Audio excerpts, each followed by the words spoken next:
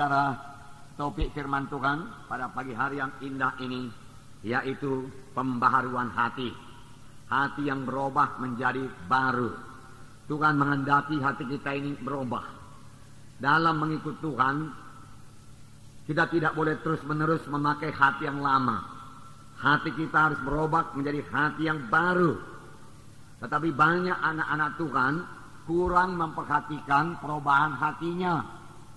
Pada akhir-akhir tahun ini, saudaraku, marilah kita memperhatikan hati kita. Sudahkah hati kita ini berubah?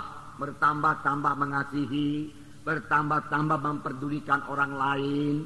Doa kita juga, saudaraku, bertambah-tambah kepada orang lain, kepada sesama saudara-saudara seiman, saudaraku.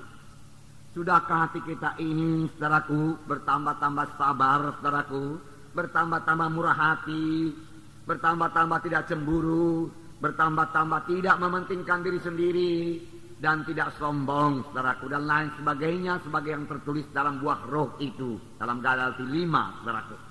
Saudara, dengan jujur nanti kita boleh mengaku kepada Tuhan, dan kita mau Roh Kudus yang membentuk kita dalam hal ini. Sepanjang kita sudah sadar, dan kita mau berubah, saya percaya Roh Kudus mau mengubahkan kita. Tetapi banyak anak-anak Tuhan, saudaraku, hanya mengejar karunia-karunia Roh Kudus. Sebab karunia-karunia Roh Kudus itu luar biasa. Karunia-karunia Roh Kudus itu, saudaraku, yang bisa membuat pelayanan kita terkenal, saudaraku. Dan orang mengenal kita sebagai hamba Tuhan, orang yang dipakai Tuhan, dan sebagainya, saudaraku. Jadi banyak anak-anak Tuhan berdoa buat karunia-karunia Roh Kudus, tetapi kurang berdoa buat hati Yesus. Kurang berdoa buat karakter-karakter Yesus supaya jadi dalam hidupnya. Firman Tuhan berkata dalam 1 Korintus 14 ayat 1, saya membacakan kepada saudara. 1 Korintus 14 ayat 1. Di sini dikatakan, saya membaca, kejarlah kasih itu dan usahakanlah dirimu memperoleh karunia-karunia roh, terutama karunia untuk bernubuat. Kejarlah kasih itu. Usahakanlah dirimu beroleh kasih itu lebih dahulu. Kemudian usahakan lagi dirimu beroleh karunia-karunia roh, terutama karunia untuk bernubuat. Jadi yang pertama, saudaraku, yaitu mengejar kasih. Kasih yaitu soal hati. Karunia-karunia roh itu soal kuasa. Kasih itu, saudaraku, soal hati. Hati yang mengasihi, hati yang tergerak oleh belas kasihan. Kejarlah itu, Tuhan berkata. Itulah dia hati Yesus. Hati yang murah hati Yesus, saudaraku. Hati yang mengampuni, itulah hati Yesus. Hati yang tidak cemburu, itu hati Yesus, saudaraku. Kejarlah itu, Tuhan berkata. Tidak cukup kamu hanya mengejar karunia-karunia roh saja. Berdoa buat karunia-karunia roh. Urapi saya, Tuhan. Pakai saya luar biasa, Tuhan. Teguhkan pelayanan saya dengan kuasa dan tanda ajaib, Tuhan. Oh, banyak sekali doa anak-anak Tuhan demikian. Tetapi rupanya firman Tuhan berkata, itu semua memang tidak salah. Tetapi firman Tuhan berkata, kejar lebih dahulu kasih itu. Sesudah itu, mintalah kuasa itu. Mintalah karunia-karunia rohani. Tidak ada salahnya, Tuhan berkata. Tetapi kamu juga harus memiliki buah-buah roh. Harus memiliki buah roh. Harus memiliki kasih. Kasih dalam hati kita. Saudaraku, sesudah kita jatuh kepada dosa, hati kita sebenarnya mengasihi diri sendiri. Tanya lagi mengasihi Tuhan dan mengasihi sama manusia sebagaimana yang dimaksudkan Tuhan. Tetapi kita sudah banyak mengasihi diri kita sendiri. Oleh sebab itu kita perlu berdoa supaya Tuhan mengubahkan hati kita lebih dahulu. Menjadi hati yang baru. Menjadi hati yang mengasihi. Hati yang suka menolong. Hati yang suka kebaikan orang lain. Hati yang tergerak oleh belas kasihan melihat jiwa-jiwa berdosa atau jiwa-jiwa keberatan. Bagaimana Tuhan melihat seorang yang sakit kusta, yang berdoa kepadanya, Tuhan, jikalau Engkau mau, Engkau sanggup menyembuhkan aku. Firman Tuhan mengatakan bahwasanya pertama-tama hati Yesus tergerak oleh belas kasihan. Lalu dia mengulurkan tangannya dan menyembuhkan orang tersebut. Dalam perumpamaan orang Samaria, ada seorang yang turun dari Yerusalem ke Jericho. Dia dirampas oleh penyamun-penyamun, memukulnya, meninggalkannya hampir mati. Lalu lewatlah seorang imam, dia melihatnya, hatinya tidak tergerak oleh belas kasihan. Dia punya kedudukan dalam gereja. Dia dihormati dalam gereja, saudaraku. Dia orang yang beragama, saudaraku. Tetapi hatinya tidak tergerak oleh belas kasihan. Tidak tergerak untuk menolong. Dia melihat, dia melewatinya saja, saudaraku. Kemudian datang lagi seorang Lewi. Yang juga orang beragama. Terkenal, saudaraku, memegang hukum Taurat, saudara. Tetapi hatinya masih hati yang lama. Dia lihat orang yang dirampas itu. Kemudian dia lewati. Dia berjalan lalu, saudaraku. Saudara, kemudian lewatlah seorang Samaria yang kelihatannya tidak sebagai orang yang beragama. Akan orang mengatakan itu orang kafir. Tetapi dia memiliki hati yang baru. Hati yang mengasihi. Ketika dia lihat orang yang dirampas itu, hatinya tergerak oleh belas kasihan.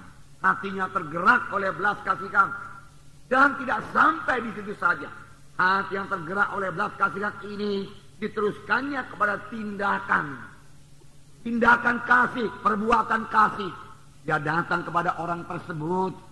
Kemudian dia bersihkan luka-lukanya. Dia balut luka-lukanya. Kemudian dia angkat ke keledainya. Dia bawa ke rumah tumpangan. Kemudian dia berkata, uruslah orang ini baik-baik. Ini 2 dinar.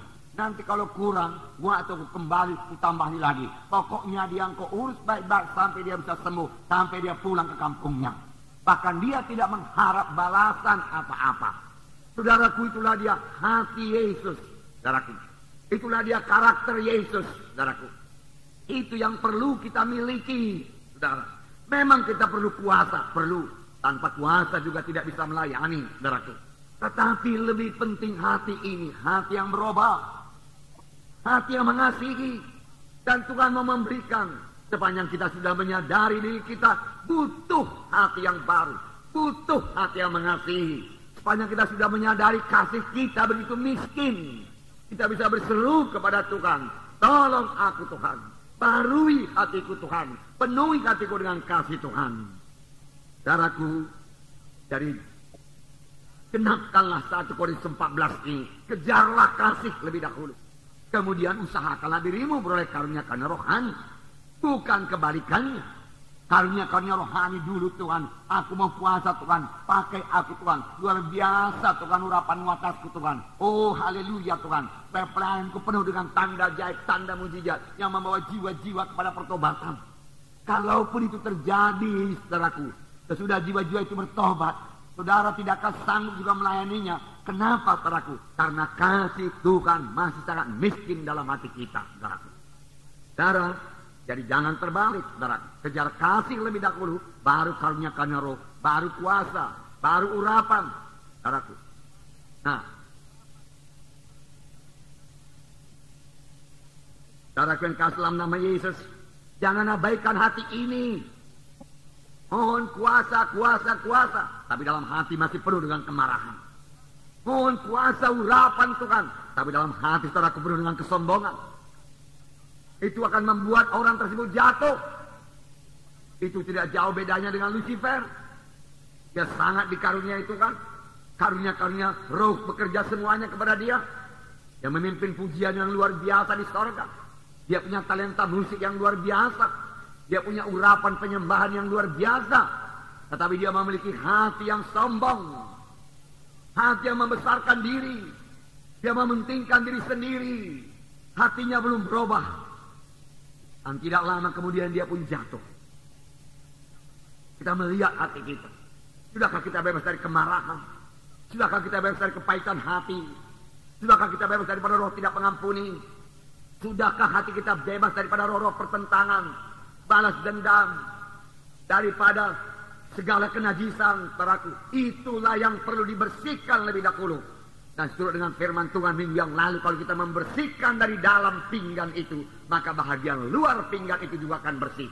Karena apa yang di dalam hati ini memanifestasikan dirinya keluar dalam tindakan, perbuatan, dan perkataan kita. Amin, saudara.